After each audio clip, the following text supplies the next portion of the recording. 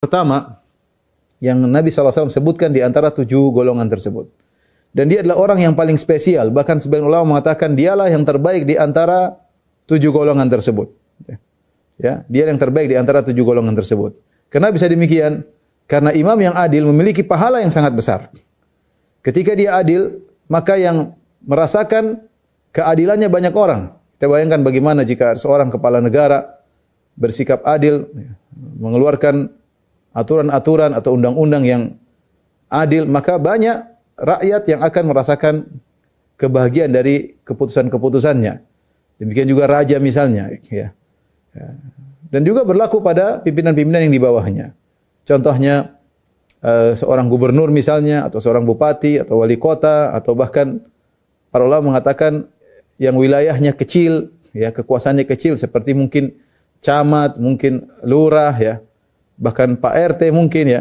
Intinya semakin dia memiliki wilayah yang luas dan dia semakin adil, maka dia adalah orang yang paling berbahagia pada hari tersebut.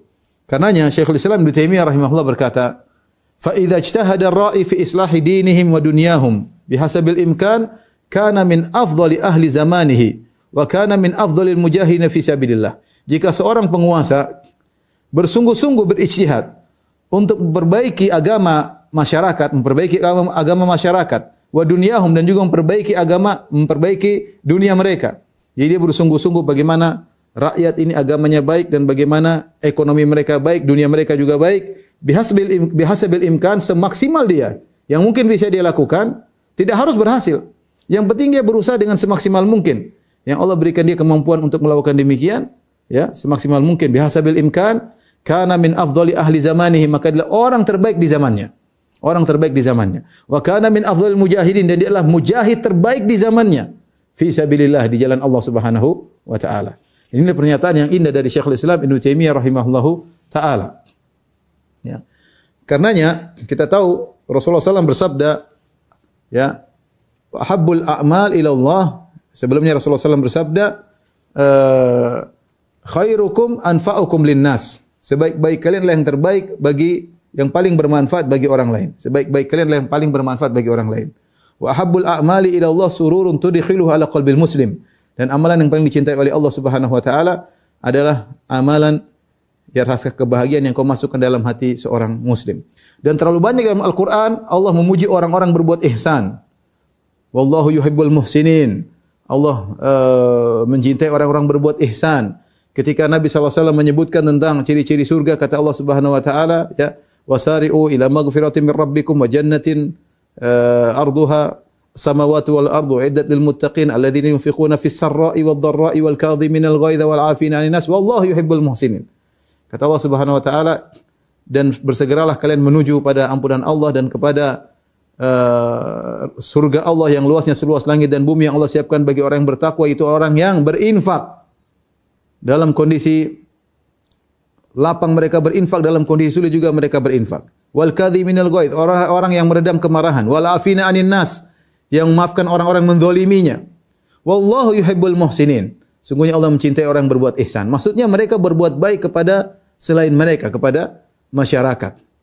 Ini padahal ruang lingkup mereka cuma sedikit, hanya berbuat baik mungkin ke sedikit orang, tapi Allah memuji mereka. Mungkin dia hanya memaafkan beberapa orang yang menzaliminya, Allah sudah memuji orang-orang ini. Bahkan Allah menyatakan mereka penghuni surga. Bagaimana lagi dengan seorang pemimpin yang adil, yang dia berbuat baik kepada mungkin jutaan manusia, dengan kepemimpinannya, dengan perjuangannya, dengan jihadnya, ya, maka dia adalah afdhalul mujahidin fi sabilillah. Kata Ibnu Taimiyah, adalah orang yang mujahid terbaik di zamannya di jalan Allah Subhanahu wa taala.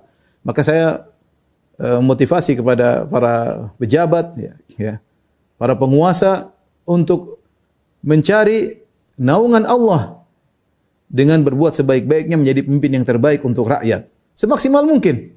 Semaksimal mungkin. Berusaha, berijtihad, berdoa kepada Allah agar dimudahkan untuk bisa memberi pelayanan kepada masyarakat dengan sebaik-baiknya, ya. Oleh karenanya, ketika seorang, justru sebaliknya, seorang penguasa yang berbuat zalim kepada masyarakat, maka dia akan binasa pada hari kiamat kelak. Kalau ada orang mencuri, satu orang, paling dia mencuri yang menurut dia pada hari kiamat orang yang dia curi tersebut. Ya, kalau dia mukul orang, mungkin mukul 3 orang, 5 orang itu akan nuntut dia pada hari kiamat. Perkaranya sepele, dia berhadapan dengan 5 orang, itu pun sudah berat. Bagaimana kalau dia menzalimi sampai ratusan ribu orang? Bagaimana kalau dia menzalimi jutaan orang? Dia akan binasa pada hari kiamat kelak. Yang nuntut dia sangat banyak. Yang nuntut dia sangat banyak, dia akan binasa pada hari tersebut. Allah mengatakan, Anal Malik, aina mulukul ard? Aku adalah raja, Malik Yaumiddin, raja penguasa hari pembalasan. Mana raja-raja dunia? Kalau mereka berbuat zalim, mereka akan binasa, tapi kalau mereka adil, mereka adalah orang yang terbaik, ya. Bahkan 7 golongan yang terbaik adalah golongan yang pertama ini, imam yang adil.